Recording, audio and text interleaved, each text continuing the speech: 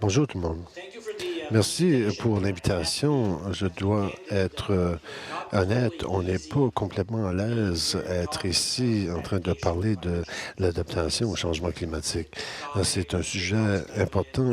Tout le monde en parle, tout le monde est nerveux sur ce sujet. Il y a beaucoup d'incertitudes et on est seulement un petit centre de recherche appliquée qui essaye de faire pousser les arbres en volume et en qualité. Alors, les vrais experts des impacts sur le changement climatique sur nos forêts et leurs écosystèmes sont les Charles, les Anthony Taylor et Chris Henniger, des personnes qui font ce travail. Alors, qu'est-ce que nous, on est confortable à discuter avec vous aujourd'hui? C'est ça, de parler de la sylviculture, tout simplement. Et je vais partager une croyance personnelle que j'ai eu beaucoup moins de temps, je passe beaucoup moins de temps à parler aux personnes sur le changement climatique que la sylviculture, parce que moi, personnellement, je suis convaincu que si on devient de meilleurs à travers la sylviculture, ce qu'on fait la meilleure sylviculture au monde, c'est qu'on réinvente les pratiques sylvicoles et si on jumelle ça avec un cadre adaptif, on n'a pas besoin de parler de l'adaptation au changement climatique chaque jour, parce qu'en étant des bons sylviculteurs, sylvicoles et travailler dans cet écosystème, je suis convaincu que c'est clé. Et le reste, c'est tout simplement de l'information supplémentaire. Alors ça, c'est notre perspective. Je souhaite on peut partager ça avec vous ce matin. Je veux alors le format que je vais suivre, c'est les quatre d'entre nous vont parler pour environ 15 minutes chaque sur différents éléments de la sylviculture adaptée. Et là, on va ouvrir la session aux questions pour tout le groupe à la suite. Encore, si vous avez une question qui presse, que vous voulez poser maintenant, immédiatement, soyez pas gênés. Et après dîner, on a une étude de cas. On a l'auteur où on va vous montrer les choses à faire d'après la base, la sylviculture adaptée. Il y a beaucoup de nouvelles connaissances et le portrait devient moins bouillant. Alors, si on connaît une couple de choses et le travail que les personnes comme Anthony Taylor ont fait ici ça nous montre le portrait très clairement. Certaines espèces vont avoir un impact positif au changement climatique avec les augmentations de température, les augmentations d'humidité. American Beach, l'érable rouge, chêne rouge, ça va être un changement positif comparé à aujourd'hui. Les barres bleues sont les RCP 2,5, les barres rouges, c'est RCP 8,5 et les trois barres sont court terme, mi-terme et long terme. Alors, vous pouvez voir pour American Beach, le chêne rouge va avoir des effets positifs, le changement climatique, l'érable à sucre, ça va avoir un impact négatif. Alors, notre chère espèce que tout le monde aime, incluant les chevreuils, va avoir un impact négatif. Le tremble, le Walanche aussi, le bouleau blanc et le bouleau jaune aussi. Alors, ceci, ça va être les espèces que je préfère. L'autre groupe d'espèces, c'est les bois mous. Je fais une blague, là, je vois si que vous êtes réveillés. Alors, tous les espèces boréales, l'épinote, sapin, pin gris, vont avoir un impact négatif sur une période de temps. Mais certaines espèces qui pourraient être avantagées, le cèdre de l'Est, le hemlock, les nœuds, le pin blanc, comme j'ai dit tantôt, on a un consensus sur l'impact de la température qui augmente et les précipitations qui augmentent. Alors ça, c'est une partie du casse-tête. Voici mon sommaire. Alors, ce qui est une réduction dans les espèces principales d'aujourd'hui. Alors, principalement, dans la perspective, comment que l'infrastructure industrielle est aujourd'hui. Le sapin baumier, l'épinote noir rouge. Si vous allez investir dans une série aujourd'hui, pensez-y par deux fois. L'érable à sucre, ça va avoir un impact négatif. Aspen, white birch aussi. Il y a des opportunités avec des nouvelles espèces, des espèces qui ne sont pas prédominantes aujourd'hui, le chêne rouge et le pin blanc. Et il y en a que je dis qu'on ajoute une insulte là-dessus. Le white ash, c'en est un qui va avoir un impact positif avec les températures qui augmentent et la précipitation. Ben, pourquoi que je dis que c'est une insulte là-dessus? À cause de l'insecte qui est en train de les attaquer. On peut pousser beaucoup de white ash, mais on sait qu'est-ce qui se passe avec les insectes. Même chose que le butternut.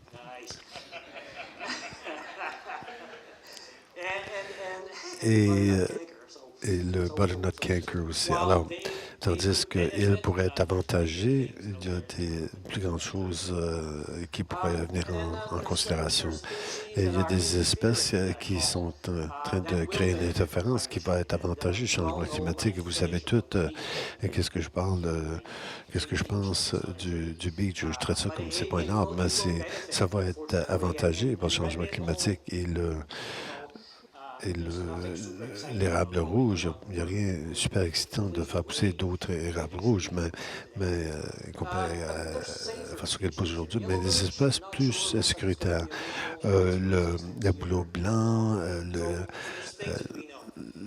l'épinette blanc, ainsi de suite. Des choses qu'on sait de l'impact du changement climatique avec la distribution des espèces. Et gardez compte que toutes ces prévisions, d'habitude, sont faites dans le contexte avec moins de gestion. Alors, c'est un scénario statu quo que la majorité du monde, comparé à ce que le monde fait aujourd'hui, alors il n'y a pas d'effort la façon qu'on gère ces arbres-là, d'après ces prévisions. Et l'autre chose qu'on n'en parle pas trop souvent, c'est les changements dans la productivité forestière. Les bois mous vont avoir un déclin dans les croissances annuelles et les feuillus il y a une prévision d'augmenter. Au Nouveau-Brunswick, à cause des mélanges courants des bois mous et des feuillus, les projections nettes vont diminuer un peu. Alors, on a de ça. Je veux être encore créer un petit peu de controverse ici. Alors, si on fait de très simples maths, qui est simple mais pas précis, sur ce qu'on sait. Alors, notre climat, si vous regardez le documentaire qu'on a produit avec Anthony Taylor, une déclaration intéressante là, il dit pour le prochain siècle, notre climat ici pourrait être l'équivalent à celui du nord de la Virginie. Alors, si c'est ça le cas, dans 80 ans, c'est environ 1200 kilomètres. Alors le changement de climat va avoir lieu sur 15 km par année, mais les arbres grandissent par 200 mètres par année. Alors, qu'est-ce qui va gagner la course à pied? Est-ce que vous voulez gager? Est-ce que ça va être le climat ou les arbres qui vont se rendre là en premier? Bon, on ne sait pas vraiment la réponse, mais à ce niveau ici, les taux qui sont spécifiques à cet endroit ici, le nord de la Virginie, ça serait comme le pain. Ça prendrait 6000 années à venir ici, du moins qu'on fait quelque chose. La maths très simple. Mais j'ai une chanson qui va pas avoir lieu à un rythme comme ça. Parce que avec toutes les choses, il y a toutes sortes de choses exotiques qui pourraient changer ça. Alors, gardez ça en tête. Alors, sur ça, je vais parler de la sylviculture adaptée. Et on veut partager avec vous pourquoi que nous, on pense que c'est la seule façon qu'on peut commencer demain à essayer de gérer nos forêts pour casser au changement climatique. Et notre perspective, c'est tout à fait avec la sylviculture. Comprendre que c'est pas un environnement statique ou un climat statique, mais le cadre, c'est tout à fait avec la sylviculture. C'est comme ça qu'on va s'adapter au changement climatique dans nos forêts. Et le principe et la fondation de la sylviculture que l'on a tout oublié après qu'on a gradué, Je pense qu'on a besoin de revenir et la garde de l'eau, on a besoin de former nos étudiants dans les écoles de foresterie. On a besoin de développer les meilleurs régimes de sylviculture. On a besoin d'être excellent à la quand ça vient à la sylviculture, revenir à la base. Et penser à la sylviculture comme une dynamique, un continuum d'activité sur une période de temps. Alors, on parle de régime. Et quand on dit qu'on fait un traitement, un certain traitement, un traitement n'est pas fait une fois que l'équipement est revenu sur la flotte. Il y a beaucoup de traitements sur un certain échéancier et il y a des opportunités à cause de ça. Et l'autre élément vraiment qu'on pense qui est critique, c'est créer un cadre de gestion adapté. Alors, c'est pour ça qu'on appelle ça la sylviculture adaptée. Et il y a beaucoup de travail qui a été fait là-dessus, dans des situations où vous avez regardé certaines choses, l'incertitude et comment vous pouvez contrôler les gestions adaptées.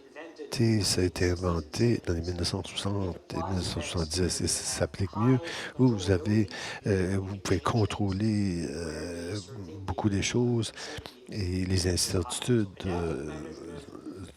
Alors, la gestion adaptée, je suis super convaincu que c'est le bon cadre à suivre pour faire l'adaptation au changement climatique dans nos forêts. Alors, qu'est-ce qui est les bonnes nouvelles ici pour le Nouveau-Brunswick en 2014? Quel régime que la province a adapté pour les terres de la couronne? On a eu un départ du régime qui était le vieil régime et on a adopté de la gestion forestière basée sur les résultats. Alors, ceci, c'est inclus dans la gestion adaptée. Ça, c'est les bonnes nouvelles, mais il y a déjà un début dans cette direction où on essaie de mettre en œuvre un cadre pour le faire, l'accomplir. Et qu'est-ce qui est la gestion adaptée? Il y a différentes étapes. Vous avez tout entendu parler de Plan Do Check Act. Notre version a plus de bulles que ça, mais c'est très simple, vraiment. Comprenez qu'est-ce que vous avez aujourd'hui. Prenez les meilleures connaissances disponibles, faites une prévision, mettez-la en œuvre et établissez les mécanismes pour vérifier est-ce que je suis la bonne route, est-ce que je suis en train de croître la forêt que je pensais que j'allais croître. C'est assez simple. Mais si vous continuez à faire cette loupe, c'est ça le truc. C'est comme ça qu'on peut commencer à s'adapter à demain avec votre terre à bois. Et s'il vous plaît, vérifiez et modifiez si vous avez besoin de modifier. Et il y a beaucoup de travail qui a été fait aux États-Unis et au Canada sur l'adaptation au changement climatique dans nos forêts. Il n'y a aucun besoin de réinventer la roue. Il y a toutes sortes de roues disponibles. Toutes sortes de différentes roues. On a besoin de les réinventer, trouver une nouvelle façon de parler de l'adaptation au changement climatique dans nos forêts. Alors, qu'est-ce qu'on va discuter dans les prochaines minutes? C'est des exemples d'options, de stratégies, d'approches et des tactiques qu'on peut utiliser, qu'on peut considérer. Ça peut vous aider beaucoup si vous regardez ça directement du concept des choses très générales jusqu'aux actions directes sur votre loboisier demain ou non, mais quand la neige a fondu. Alors, c'est très utile de regarder ça. Et qu'est-ce qu'on va faire durant les prochaines quelques minutes? Mes collègues vont parler de certaines de ces différentes choses. Et on va se rendre à l'échelle tactique éventuellement. On va vous donner des exemples, comment on pense qu'on peut vous aider. À la fin de la journée, chacun d'entre vous qui travaille sur des loboisiers et n'importe qui dans la profession de foresterie, les changements vont être faits à la souche ou avant qu'il y ait une souche dans la forêt. Et nous, on a besoin de travailler beaucoup à ce niveau ici. Alors, on parle des niveaux du parcelle, l'écosite, on parle de 5, 10, 15, 20 arcs de superficie. Je suis convaincu que c'est ici où on peut commencer demain pour façonner la forêt, pour que c'est adapté au climat. Alors, qu'est-ce que ça veut dire? Comme Charles nous a montré des chiffres provinciaux et il y a il y a encore plus de données que ça, mais c'est encore assez général. Mais on parle des chiffres annuels. L'augmentation de précipitation annuelle, ça pourrait être 30 pouces le mois de mai, rien jusqu'à septembre, puis un autre 30 pouces de pluie. Là, il y a une moyenne, c'est la moyenne. Après ça, ça va avoir un effet sur la survie et la santé des arbres. Alors, toutes les choses doivent être regardées au niveau local. L'exemple ici, vous avez tout reconnu. Est-ce que tout le monde, qu'est-ce qui est le Ecotopic Grid au Nouveau-Brunswick? Pas beaucoup de personnes est au courant de ce sujet. Je vous encourage de visiter ça. C'est un bon cadre à suivre quand on parle de la durabilité des loups boisés. Pour l'érable à sucre, est-ce qu'on a une température qui augmente? Je vais vous expliquer rapidement. Il y a les deux axes du sèche au humide et le pauvre à riche et aussi de froid à chaud. Et ici, on va dire qu'on a 8 différents écosites, mais pour l'érable à sucre, c'est plutôt ceux-ci. C'est là où vous voyez l'érable à sucre. Mais qu'est-ce qui arrive, c'est que la température augmente. Alors, j'ai indiqué le changement potentiel d'un écosite à un autre. Et le vert, c'est favorable. L'érable à sucre, jaune, c'est pas. Et rouge, c'est pas bon du tout. Mais si on augmente la précipitation, certains écosites aujourd'hui qui sont secs, mais riches, ils vont être avantagés quand c'est bien l'érable à sucre. Mais certains des écosites sont déjà humides, qui deviennent plus humides, ils vont nuire l'érable à sucre. Alors, ne prenez pas ça comme une photo absolue de la réaliser, c'est une idée. Mais qu'est-ce qu'on suggère? C'est penser à cette échelle, parce qu'une moyenne provinciale, ça ne veut pas dire grand-chose. Alors maintenant, je vais laisser mes collègues prendre la parole maintenant, mais vraiment, le message simple, c'est pratiquer la meilleure sylviculture possible. Apprenez à nouveau à bien le faire. La meilleure chose qu'on peut faire dans l'école foresterie, c'est pour s'adapter au changement climatique, c'est des étudiants plus de formation en sylviculture. Et c'est ça l'influence principale. Et vérifier et répéter. Et commencer maintenant. Alors, mes collègues vont vous parler des différentes options pour l'adaptation. C'est à différentes échelles. Et après dîner, on va vous donner des exemples pratiques. On a du temps pour une couple de questions avant je passe la parole. Est-ce qu'il y a des commentaires ou questions? J'ai une question sur la troisième diapo. Vous avez montré un diagramme. Ça augmente l'incertitude, devrait augmenter. Alors, augmenter l'incertitude, ça veut dire faible incertitude, n'est-ce pas? Alors, l'incertitude, c'est faible l'incertitude. Oui. Alors, la façon d'interpréter ceci, c'est où on a faible incertitude les résultats et l'environnement, mais on sait qu'on a un bon contrôle sur comment l'atténuer ou s'ajuster à ça. C'est là où on recommande la gestion adaptée. Si vous êtes intéressé, il y a un gros document sur la gestion adaptée et on peut en parler, mais on dit que il y a je vais faire l'inverse, si il y a une grande certitude des résultats dans le futur, tu n'as pas vraiment besoin de mettre un plan adapté parce que tu peux continuer avec le statu quo. Alors, c'est un cadre tout simplement pour regarder quelles options qui existent pour atténuer les risques, dépendamment sur le montant de contrôle que vous avez et le niveau de certitude. Je sais que probablement je n'ai pas répondu à ta question, mais on peut en parler plus tard durant la pause. Mais,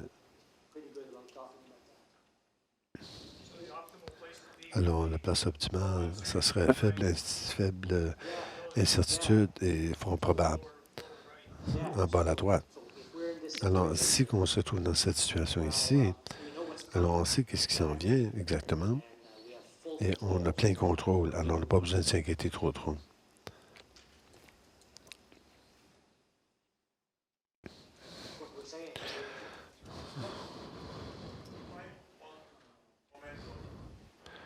Peut-être que tu vas nous donner le commentaire dans le contexte du changement climatique.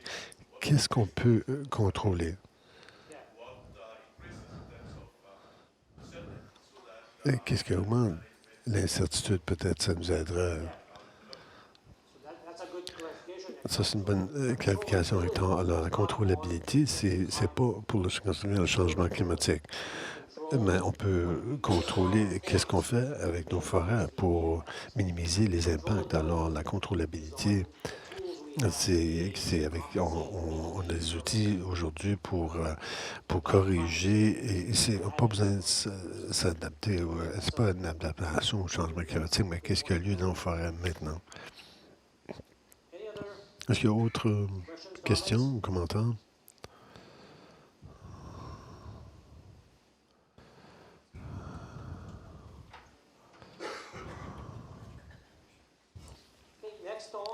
Le prochain, Jeannot Lebel, c'est notre forestier. Il va parler d'une des approches clés.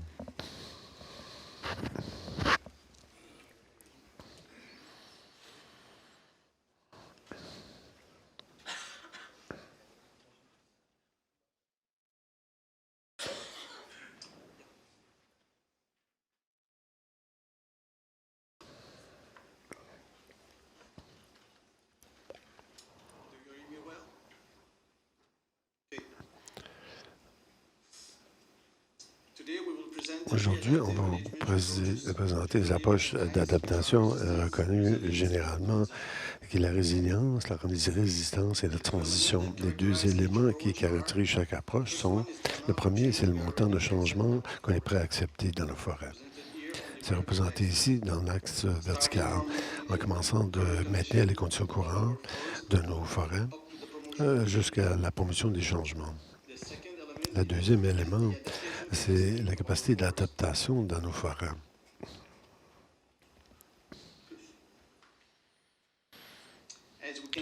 Comme on peut voir ici, dans l'axe horizontal, on commence avec un état adapté très faible jusqu'à un point où c'est amélioré. On peut observer que pendant qu'on change de résistance à résilience, à transition, on monte sur les deux axes.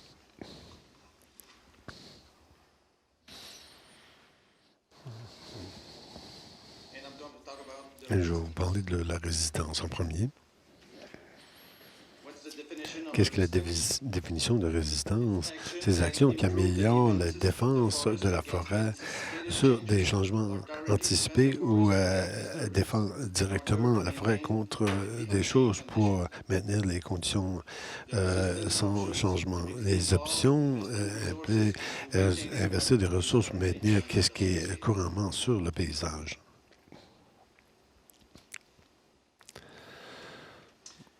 Sur une période de temps, les efforts, les ressources, besoin pour maintenir les forêts dans la condition initiale vont augmenter. Ce qui veut dire que cette approche pourrait devenir plus coûteuse pendant que les climats changent dans le futur.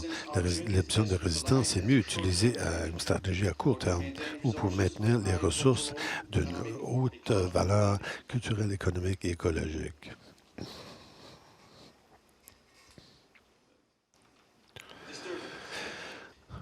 Les dérangements, c'est défini comme n'importe quel événement qui dérange les écosystèmes, les communautés ou structures de la population et change les ressources, la disponibilité ou l'environnement physique. Dans cette schéma, on voit sur l'axe vertical la sévérité, les dérangements, et en bas, c'est la fréquence. Si on parle du volcan Mont Saint-Helens, c'est quelque chose de très sévère, mais pas fréquent.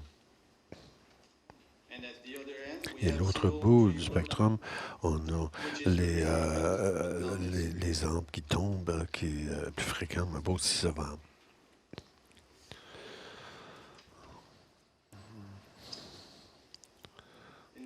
Dans ce diagramme, au début, la ligne bleue, c'est les conditions courantes d'un parcelle courante. Maintenant, on a pris par exemple la productivité, telle que la production de biomasse en mètres cubes par hectare. Pendant sur une certaine période de temps, si aucun traitement est fait, la productivité va diminuer assez rapidement parce que le parcelle n'était pas prêt à faire face à un dérangement de ce genre. La ligne verte, c'est l'approche de résistance. Un traitement est fait avant que le dérangement ait lieu, par exemple, sur une période de sécheresse. Et à ce point-là, l'écosystème va demeurer assez stable.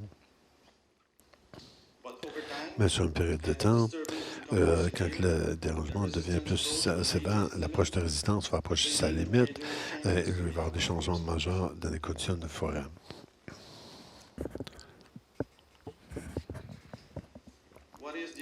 Qu'est-ce qui est l'objectif pour augmenter la résistance? Cette approche, c'est pour augmenter la résistance des parcelles à des stresseurs tels que la sécheresse, les insectes, les maladies et les vents forts. Que le changement climatique pourrait amplifier la fréquence et la sévérité sur une période de temps. Les éléments qui peuvent être gérés en utilisant les pratiques sylvicoles pour améliorer la résistance des forêts, la composition des parcelles, on peut les gérer avec les espèces d'arbres dans notre parcelle.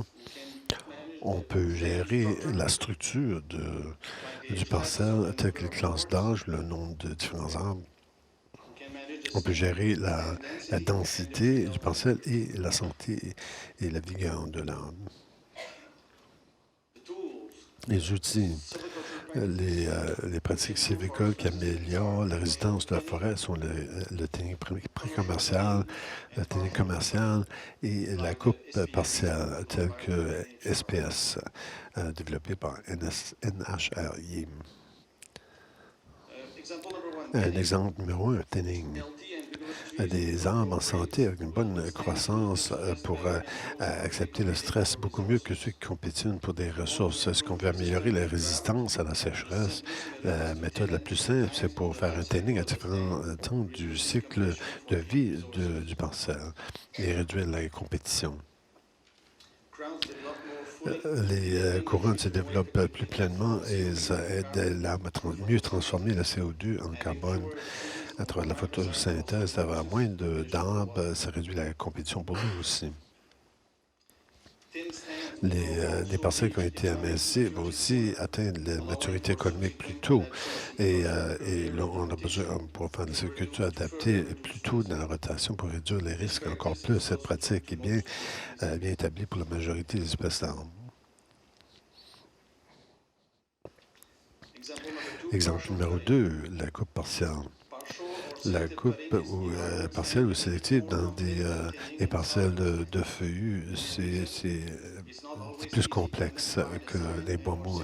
La raison principale, c'est qu'il n'est pas facile à identifier les signes des arbres moins forts à gauche. On a un fungus qui est appelé Pleurotus ostreatus sur l'érable à sucre.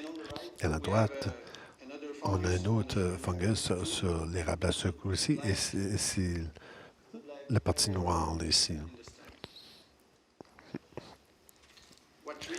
Quel arbre est plus susceptible à mourir à court terme? Ce fungus ici va détériorer les arbres très rapidement. Le résultat peut exister assiduellement des arbres autrement en santé. Celui-ci, c'est même pas pris en considération quand on évalue la santé de l'arbre. Ceci, c'est un fungus inoffensif, probablement qui ne va même pas être là l'année prochaine. Merci.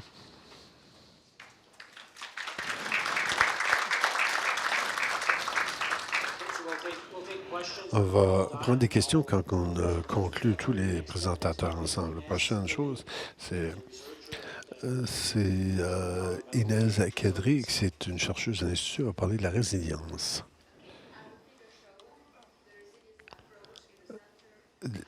Inaudible.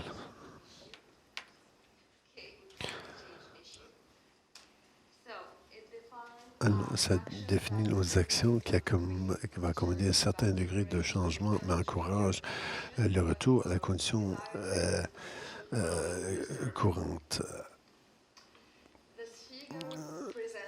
Ceci, ça démontre la convergence entre différentes approches. Il y a différentes phases de cette approche.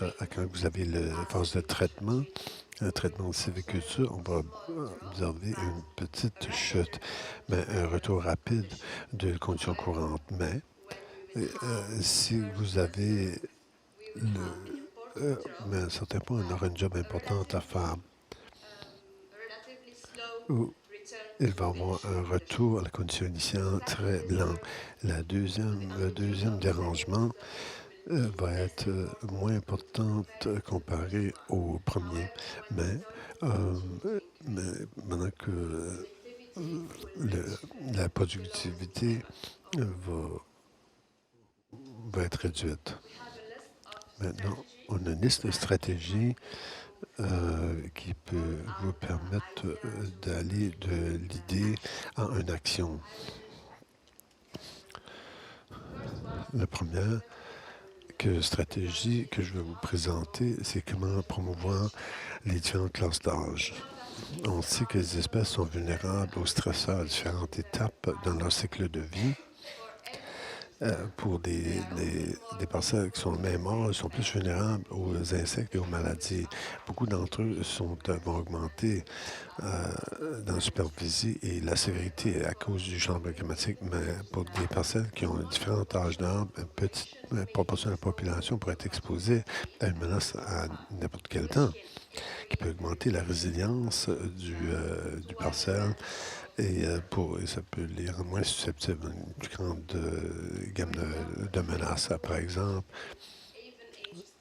Et si que je garde un parcelle avec des arbres de même âge, qu'on a un insecte, disons,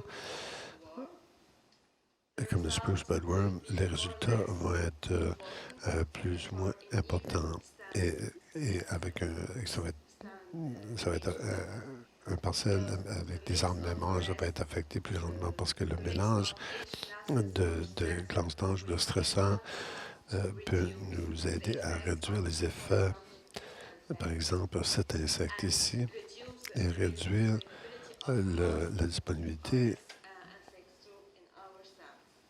les effets négatifs de ces insectes. On peut utiliser des systèmes de sylvicole prescrits pour maintenir une variété de classes d'âge dans un parcelle sur un plus grand paysage. Ici, on a des exemples de nos SPS, le système d'ordonnance sylvicole.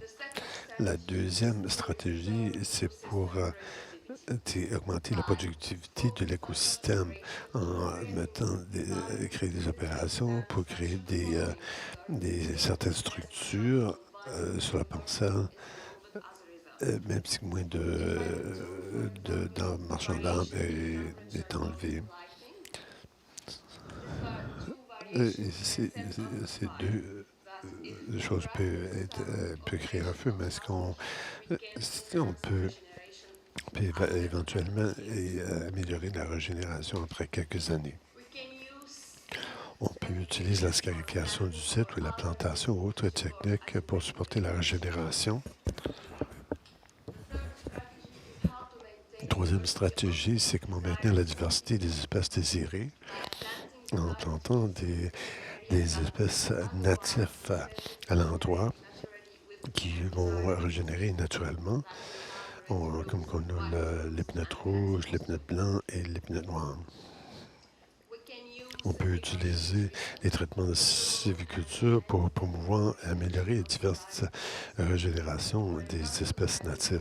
Par exemple, je vous dirais que notre notre institut, on a une couple de questions à vous poser. Là, je pourrais vous proposer quelles que vous devez utiliser. Je vais commencer à vous demander si votre parcelle contient plus que 70 de bois mou. Si vous dites non, je vous conseillerais d'utiliser, par exemple, la deuxième clé. Si vous continuez à demander, je vous aviserai d'utiliser la première clé. Si je vois avec clé 2, comme toujours, vous avez des questions à répondre, je vous demanderai est-ce que inaudible. Si vous répondez non, non, non, alors je vous conseillerais d'améliorer votre CTA. On peut maintenir les espèces désirées aussi en faisant la sylviculture qui a été altérée par les activités humaines ou abandonnée pour une région, un endroit agriculturel. Après une couple d'années, on aura la régénération à nouveau. Et finalement, avec des espèces plantées, des espèces désirées, en suivant les événements phénologiques durant le cycle de vie. Merci.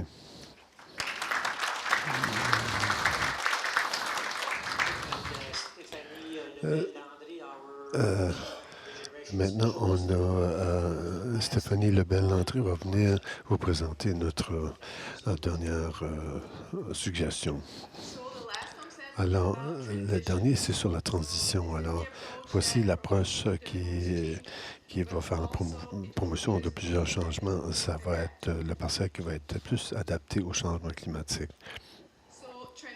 La transition, c'est le processus de changer d'un état à un autre. Alors, par exemple, si j'ai un parcelle mélangé sur mon loisir, je ne vais pas nécessairement faire un traitement sylvicole pour avoir un autre parcelle mélangée dans le futur, mais peut-être que je vais choisir à planter de l'épinette blanche. Alors, ça, c'est un exemple de la transition. Au début, j'avais un mélange d'espèces de mon parcelle. Après ça, j'aurais une plantation d'épinettes blanches.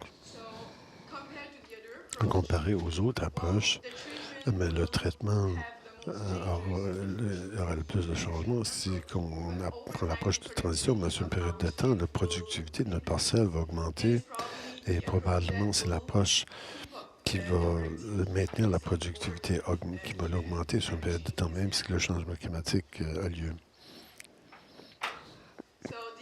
Alors, l'objectif de l'approche de transition, c'est pour accommoder d'une façon intentionnelle le changement et permettre les parcelles de s'adapter aux nouvelles conditions. Alors, si vous voulez vraiment faire une nouvelle parcelle pour s'adapter au changement climatique, et qu'est-ce qui va être là dans le futur? Et cette approche, c'est une approche pour essayer d'identifier le meilleur pour atteindre les objectifs de gestion. Et si, par exemple, on va voir qu'est-ce que la nature peut faire. Par exemple, dans ce schéma en haut ici, on a commencé avec du bois mou et avec le changement climatique. Sur une période de temps, les bois mous vont mourir et la régénération des feuillus vont être établies. Mais si on choisit de faire l'approche de transition, alors on va faire un traitement de sylviculture ici pour établir la régénération de feuillus. Et après un bout de temps, les bois mous vont mourir et les espèces de feuillus vont être dominants. Alors, vous pouvez voir, sur une période de temps, on sauve de l'argent et la productivité parce que avec la transition, les feuillus sont plus courts qu'ici. Alors, on sauve du temps. Alors, les avantages, les désavantages de l'approche de transition, c'est pour augmenter la capacité adaptive du parcelle. Alors, sur une période de temps, les parcelles seraient mieux adaptées au changement climatique et qu'est-ce qui va être disponible dans le futur. Il y a aussi des désavantages. Ça prend beaucoup plus d'efforts au début, mais l'effort, ça diminue sur une période de temps. Maintenant, on va faire des grands changements de parcelles, mais sur une période de temps, les parcelles vont s'adapter par eux-mêmes. C'est aussi le plus radical parce qu'on fait un plus grand changement dans nos parcelles et c'est aussi potentiellement risqué parce que le changement climatique, on ne sait vraiment pas qu'est-ce qui va arriver. On crée des modèles, on souhaite que ça va être ceci ou cela, mais on ne sait vraiment pas. Donc, c'est pour ça que il y a un risque potentiel. Alors, où on fait la transition, c'est pas la première approche que nous, on va prendre, mais dans certains endroits, peut-être c'est la meilleure à choisir. Alors, on va choisir l'approche de transition où on a besoin de planter alors la régénération artificielle ou recommencer au début, c'est une autre option. On veut aussi choisir une approche de transition aussi qu'on plante dans des endroits où la vulnérabilité au changement climatique est élevée. Par exemple, ici, on sait que par 2100, le bouleau blanc va avoir une faible probabilité de ces espèces nouveau-ducs. Comparé à l'érable rouge, en 2100, l'érable rouge, probablement, c'est presque la même chose qu'aujourd'hui. Alors, par exemple, si que j'ai des espèces mélangées sur mon parcelle avec le bouleau blanc, probablement, je vais choisir l'approche de transition. Mais si j'ai un parcelle avec l'érable rouge, la vulnérabilité est faible. Alors, je vais essayer de maintenir mon érable rouge sur ma parcelle. La stratégie liée à l'approche de transition. Alors, la première chose, bien sûr, c'est la migration assistée. Alors, soit qu'on va introduire une nouvelle espèce dans l'eau boisée, ou on va choisir des individus de la même espèce qui sont plus adaptés à ce qu'on pense qui va être là dans le futur. Par exemple, si j'ai besoin de planter de l'épinette blanche sur mon terrain, j'aurais tendance à choisir des seedlings du sud de Maine parce qu'ils sont plus adaptés au changement, au climat chaud. Et vous pouvez changer la composition des espèces aussi. Comme j'ai dit, si j'ai du bouleau blanc sur mon terrain, probablement, je vais faire un changement de composition d'espèces sur mon lot boisé. Donc, exemple 1 de l'approche de transition. Alors, disons que je veux m'adapter au nombre, en augmentation du spruce budworm sur mon lot. Alors, disons, si j'ai une plantation d'épinettes blanches sur ma plantation, je suis prêt à couper maintenant. Si j'ai choisi l'approche de transition, je vais probablement planter de l'épinette blanche avec le gène résistant au spruce budworm dans un mélange d'espèces. Alors, je donne une chance à l'épinette blanche pour gérer le spruce budworm, mais je donne aussi une chance aux autres espèces sur mon parcelle de terre. Dans l'exemple numéro 2, c'est que je veux ça comme des espèces invasives comme American Beach. Je sais que ce n'est pas une espèce invasive pour le vendu, mais il n'y a pas un grand marché pour. Et c'est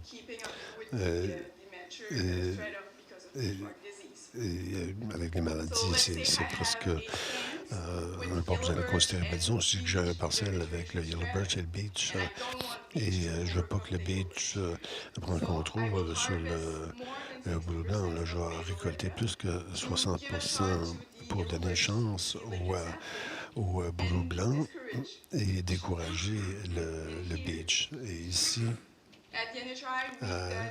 dans les essais qu'on a fait de la recherche qui démontre que si on récolte plus que 60 ça va promouvoir le bouleau blanc et décourager le Beech. Alors, en conclusion, On doit garder compte qu'il y a des incertitudes quand c'est un changement climatique et l'impact du changement climatique sur les forêts. Alors, on essaie de savoir qu'est-ce qui va arriver dans le futur, mais on ne sait vraiment pas. Les études sont très importantes et une bonne stratégie pour vos loups boisés, c'est vraiment pour améliorer la vigueur et la diversité des espèces d'arbres pour s'adapter au changement climatique. Et comme Gaëtan l'a dit, la gestion adaptée va être de plus en plus importante. Ainsi que je suis sur mon loup boisé et j'essaie l'approche transition, mais bien sûr, je vais suivre cette transition pour m'assurer que je suis le bon sentier. Sinon, je vais essayer de aisément corriger la situation et adapter et essayer une autre direction. Et on ne sait pas qu'est-ce que le futur va nous apporter. Alors, n'ayez pas peur d'essayer de nouvelles choses.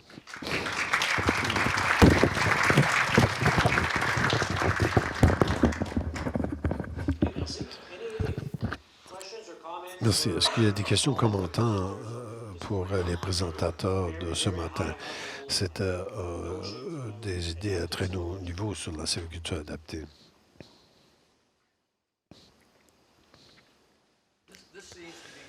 Ça a l'air d'être vers la foresterie industrielle. Est-ce que je suis correct en disant ça? Non, ceci, c'est plutôt pour toutes les échelles d'opération. Le cadre adapté, ça peut être au niveau du boisé ou sur le terrain courant. La sylviculture elle-même, on pense que ça s'applique partout. Et on souhaite que si vous êtes ici cet après-midi, on va vous démontrer avec un loup boisé qu'est-ce que ça veut dire réellement. J'aimerais penser que ça peut aider tous les différentes superficies de terre qu'on a, à tous les échelles. Alors qu'un propriétaire était préoccupé par la biodiversité, vous aurez des options de sylviculture pour ce propriétaire?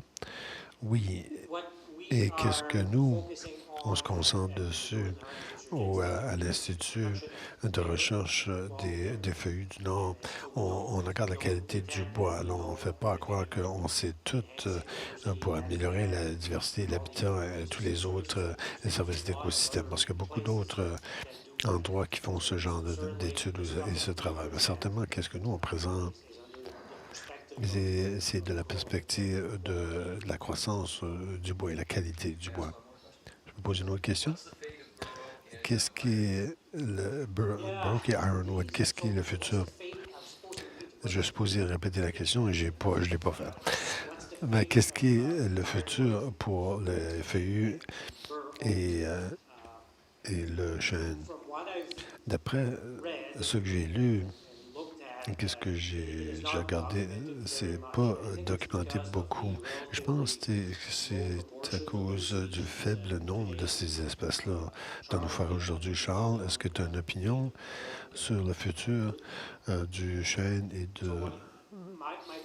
Alors, ma perspective personnelle, c'est que je regarde ça comme qu'ils sont partie de la communauté de végétation qui est associée avec les feuillus. Et ce que je pense, c'est mes propres pensées ici, c'est qu'est-ce qui est bon pour les autres espèces dans cette communauté végétative. Peut-être c'est pas une mauvaise chose avec le chêne et l'ironwood, mais ça, c'est un jugement de ma part, c'est pas ici. Peut-être les États américains, peut-être les États de Nouvelle-Angleterre, peut-être il y aura une réponse plus claire basée sur les données qu'ils ont cueillies durant des années.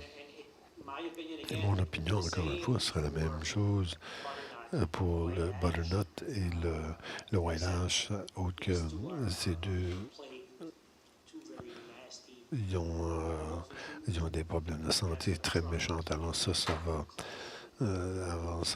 le changement climatique n'aura pas un effet plus distinct. Les graphiques que j'ai montrés aux introductions, ça montrait la croissance sur une période de temps et la résistance, la résilience et la transition étaient toutes montrées ensemble. Alors la transition, théorie de la transition, la transition va un plus haut niveau de productivité sur une période de temps comparé aux autres stratégies. Alors, est-ce que le message ici que la transition, c'est la meilleure approche à prendre? Je vais essayer de, de répéter la question. Le commentaire était qu'on a regardé les trois approches générales et quand on a regardé les impacts potentiels sur un écosystème, on a choisi la productivité. On a démontré que de, de sa façon de penser que peut-être l'option de transition va offrir la meilleure option pour la productivité de différents sites. Est-ce que c'est ça ta question? Oui. Alors, on choisit un indicateur d'un processus d'écosystème. Alors, on sait que c'était la productivité du site. Par exemple, au Nouveau-Brunswick, on a un bon système où on peut faire une prévision du nombre de kilogrammes par hectare par année. Alors, avec cet exemple, oui, la méthode de transition,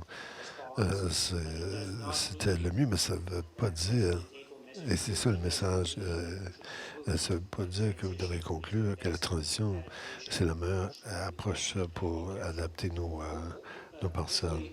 Je souhaite que cet après-midi, on pourra rentrer plus profondément. Je pense que ça va mieux répondre à tes questions. Qu'est-ce qu'on a présenté jusqu'à maintenant, ce matin? C'est des idées très générales à un niveau très élevé. Ils ne sont pas trop pratiques vraiment à mettre en œuvre. C'est juste un peu de contexte pour les affaires qu'on va discuter cet après-midi. Et très, très, très souvent, ces trois options sont mêlées à l'intérieur de vos stratégies, vos tactiques que vous allez utiliser. Peut-être pour ajouter à ça, la transition, c'est le plus de risques. Alors, la productivité va augmenter sur une période de temps. Si on a le bon modèle, mais si on n'a pas le bon modèle, la productivité doit être à la baisse. Alors, on a besoin de prendre en considération l'endroit où on se trouve et, et l'incertitude de qu'est-ce qu'on pense qui va arriver dans le futur. J'ai encore un petit peu perdu parce que même dans vos présentations, l'approche de transition, vous parlez de planter. Alors, cependant, vous avez une plantation de même âge qui est sensible à certaines des choses que vous avez mentionnées tantôt, qui causent la destruction de la population, des maladies des insectes. Je suis un peu perdu qu'est-ce qu'est le message là, parce que même dans la poche de transition, ça montre la production qui augmente. Mais vous faites aussi des choses là-dedans qui vont augmenter le risque de maladies, par exemple. Ici, la productivité, dans le cas de l'épinette blanche, ça dépend sur qu'est-ce qui va déranger le parcelle de terre. Disons aussi que les deux dérangements, c'est le spruce budworm et on a un parcelle qui est résistant à ceci. Alors, la productivité va augmenter, mais si on a une autre chose qui dérange ce parcelle de terre qui va fermer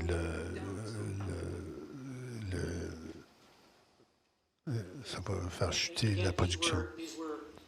Encore, ceci, c'était des idées, pas nécessairement des exemples concrets, mais mais ma façon pour l'expliquer, ce serait que l'exemple de transition qu'on a mentionné, pensez au sapin bombier au complet sur une parcelle de temps. On sait que ce qui va arriver sur la santé de la forêt, les impacts du changement climatique. Mais l'action de transition serait de couper ce parcelle, faire la scarification, planter des matériaux qui ont été améliorés génétiquement, qui seraient, disons, de l'épinote. Et en faisant ça, vous allez augmenter la productivité, vous allez raccourcir la rotation. Toutes ces actions ensemble, le changement d'espèce, avec des génétiques qui sont les gènes qui sont les meilleurs, haute productivité et les rotations plus courtes, tout ensemble va, en théorie, va vous donner un meilleur scénario qui est la productivité de la forêt. Si vous pensez à ce concept-là, peut-être que ça peut mieux l'expliquer, l'approche de transition. On ne fait pas de jugement.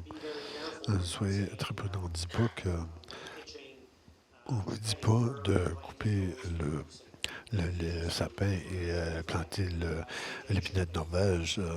On parle simplement, on vous donne seulement des exemples que vous pouvez considérer dans votre propre stratégie. L'approche de transition, on a parlé d'une situation où si vous avez un parcelle qui a beaucoup de beach et vous avez beaucoup de beach, si vous ne faites rien, vous allez croître une grande proportion de beach. Alors, un scénario de transition-là pourrait être quelque chose tel que les coupes à blanc progressifs que vous faites, et là, vous poussez du boulot jaune à la suite. Alors, en l'intérieur de 20 ans, quand vous gardez le stick avec ce traitement radical, mais c'est encore une transition. Vous allez avoir plutôt une forêt de bouleau jaune. Alors, on a vu ça dans beaucoup de cas. Mais l'option de transition, c'est le plus radical. Les deux autres sont plutôt subtils. Mais la transition, vous reconnaissez que vous avez besoin de faire un changement dramatique sur votre parcelle de terre.